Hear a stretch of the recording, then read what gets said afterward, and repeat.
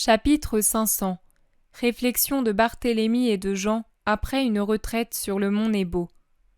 Le 23 septembre 1946. Je regretterai toujours cette montagne et ce repos dans le Seigneur, dit Pierre alors qu'il s'apprête à descendre dans la vallée par une côte très sauvage. Il se trouve dans une chaîne de hautes montagnes. À l'est, au-delà de la vallée, on voit d'autres monts et au sud aussi. Et ils sont encore plus élevés au nord. Au nord-ouest, la vue englobe la verte vallée du Jourdain qui débouche dans la mer Morte. À l'ouest, on découvre d'abord la mer de couleur sombre, puis au-delà, le désert aride et pierreux, interrompu seulement par la splendide oasis d'Engadi, enfin les monts de Judée. C'est un panorama imposant, étendu, de quelque côté où l'œil se tourne. Et on oublie dans une pareille vision de vie végétale, que l'on suppose ou que l'on sait habiter, la mélancolie du lac asphaltite, sans voile, sans vie, toujours morne même sous le soleil, triste même dans la basse péninsule qui s'avance du côté oriental, presque jusqu'au milieu du lac. Mais quel sentier pour descendre dans la vallée! Seuls les animaux sauvages peuvent s'y trouver à l'aise. Si on ne pouvait s'agripper aux troncs et aux buissons, on ne pourrait descendre du sommet, ce qui fait bougonner Judas. « Et pourtant, je voudrais encore y retourner, » réplique Pierre. « Tu as des goûts singuliers. Ici, c'est pire encore que les 2 premiers endroits. » « Mais pas pire que celui où notre maître s'est préparé à la prédication, » objecte Jean. « Oh, pour toi, tout est toujours beau. » « Oui, tout ce qui entoure mon maître est beau et bon, et je l'aime. » « Fais attention, dans ce tout, j'y suis moi aussi, et souvent, il y a des pharisiens, des sadducéens, des scribes, des hérodiens. Tu les aimes aussi ? » Lui, il les aime. « Et toi ? Ah, tu fais comme lui, hein ? Mais lui, c'est lui, et toi, c'est toi. Je ne sais si tu pourras toujours les aimer, toi qui pâlis quand tu entends parler de trahison et de mort, ou quand tu vois ceux qui le souhaitent. C'est signe que je ne suis encore que très imparfait si je me trouble par crainte pour lui et par indignation envers les coupables. Ah, tu te troubles aussi par indignation ? Je ne l'aurais pas cru. Alors si toi, par hasard, tu voyais un jour quelqu'un nuire réellement au maître, que ferais-tu ? Moi, tu me poses cette question ? La loi dit œil pour œil, dent pour dent. Mes mains deviendraient des tenailles autour de sa gorge. Oh oh ! Le maître dit pourtant qu'il faut pardonner. C'est tout le bien que t'a fait la méditation ? Laisse-moi, tu me troubles. Pourquoi me tenter et me troubler ? Qu'as-tu dans le cœur ? Je voudrais pouvoir y lire. Celui qui scrute les eaux de la mer Salée n'en voit pas le fond et leur mystère.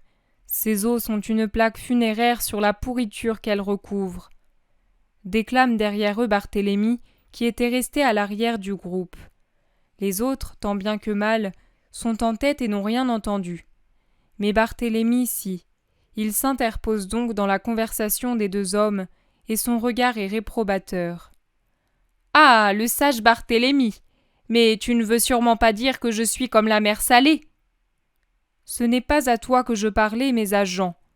Viens avec moi, fils de Zébédée. Moi, je ne te troublerai pas. » Et il prend Jean par le bras, comme pour s'appuyer, lui l'ancien, sur son agile et jeune compagnon. Judas reste en arrière et fait derrière eux un méchant geste de colère. On dirait qu'il se jure à lui-même quelque chose ou qu'il menace. Que voulait dire Judas ? Et toi, que voulais-tu dire ? Demande Jean au bon vieux Nathanaël. N'y pense plus, mon ami. Pensons au contraire à tout ce que nous a expliqué le Maître ces jours-ci. Comme on a compris Israël. C'est vrai, moi je ne comprends pas que le monde ne le comprenne pas. Nous non plus, Jean, nous n'y arrivons pas complètement. Nous ne voulons pas le comprendre. Tu vois quelle difficulté nous avons à accepter son idée messianique ? Oui, nous le croyons aveuglément dans tous les domaines, excepté celui-là.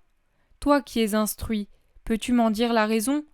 Nous qui trouvons que devant le Christ, les rabbis sont obtus, pourquoi nous aussi n'arrivons-nous pas à l'idée parfaite d'une royauté spirituelle du Messie ?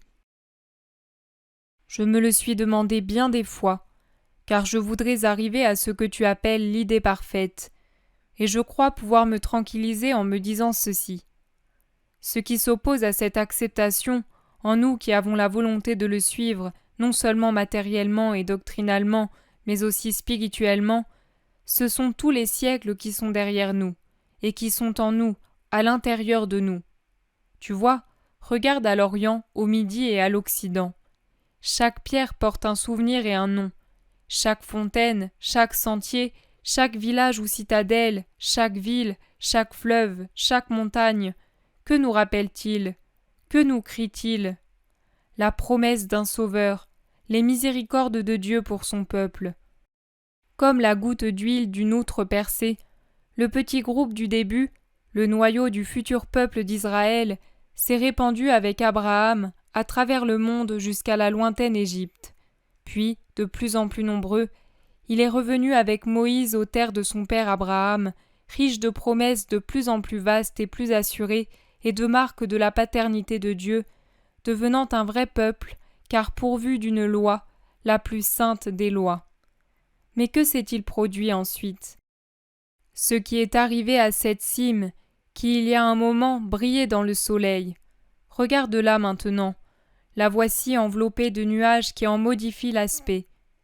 Si nous ne savions pas que c'est elle, et si nous devions la reconnaître pour nous diriger sur un chemin sûr, le pourrions-nous, changée comme elle l'est par d'épaisses couches de nuages qui ressemblent à des mamelons et des dômes? C'est ce qui s'est passé en nous. Le Messie est ce que Dieu a dit à nos pères, aux patriarches et aux prophètes, immuable. Mais ce que nous y avons mis de nous, pour l'expliquer selon notre pauvre sagesse humaine, voilà ce qui nous a créé un Messie, une figure morale du Messie tellement fausse que nous ne reconnaissons plus le vrai Messie. Et nous, avec les siècles et les générations qui sont derrière nous, nous croyons au Messie que nous avons imaginé, au vengeur, au roi humain, très humain. Et nous n'arrivons pas, en dépit de ce que nous disons et croyons, à concevoir celui qui est Messie et roi tel qu'il l'est réellement dans la pensée et la volonté de Dieu.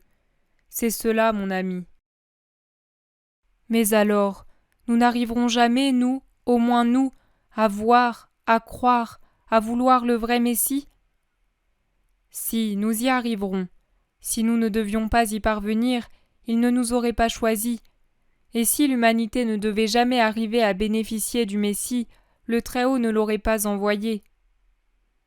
Mais le Maître rachètera la faute, même sans le concours de l'humanité, par son seul mérite.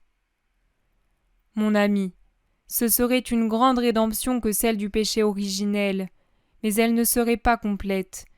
Nous avons aussi en nous d'autres fautes individuelles, et celles-là, pour être lavées, ont besoin du Rédempteur et de la foi de celui qui recourt à lui comme à son salut. Je pense que la rédemption agira jusqu'à la fin des siècles.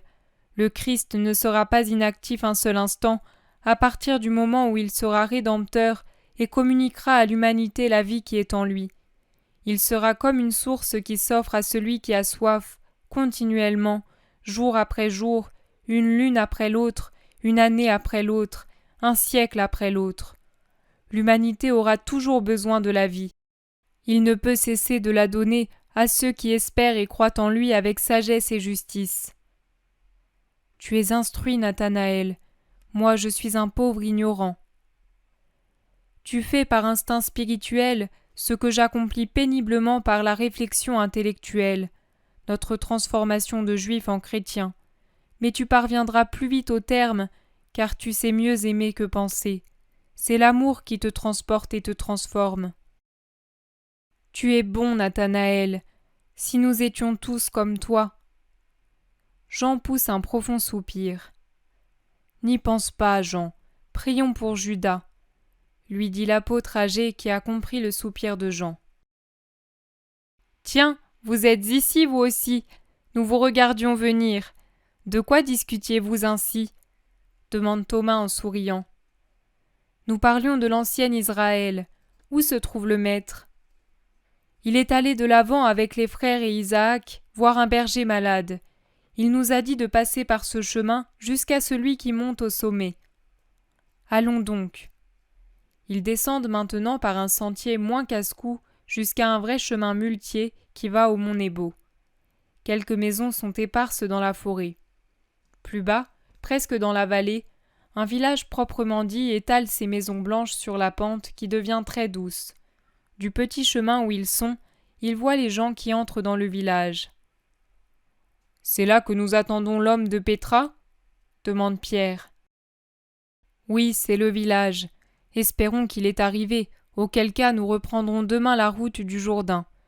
Je ne sais pas, je ne me sens pas du tout tranquille ici, » dit Matthieu. « Le maître avait dit d'aller beaucoup plus en avant, » rappelle Judas. « Oui, mais j'espère qu'on va le convaincre du contraire. »« Mais de quoi as-tu peur ? D'Hérode ? De ses sbires ?»« Des sbires, il n'y en a pas seulement près d'Hérode. Ah, voilà le maître. Les bergers sont nombreux et heureux. Eux sont conquis, ce sont des nomades. Ils vont aller répandre la bonne nouvelle que le Messie est arrivé sur terre, » dit encore Matthieu. Jésus les rejoint avec toute une escorte de bergers et de troupeaux. « Allons, nous avons à peine le temps d'arriver au village. Eux, ils vont nous héberger, ils sont connus. » Jésus est content d'être parmi des simples qui savent croire au Seigneur.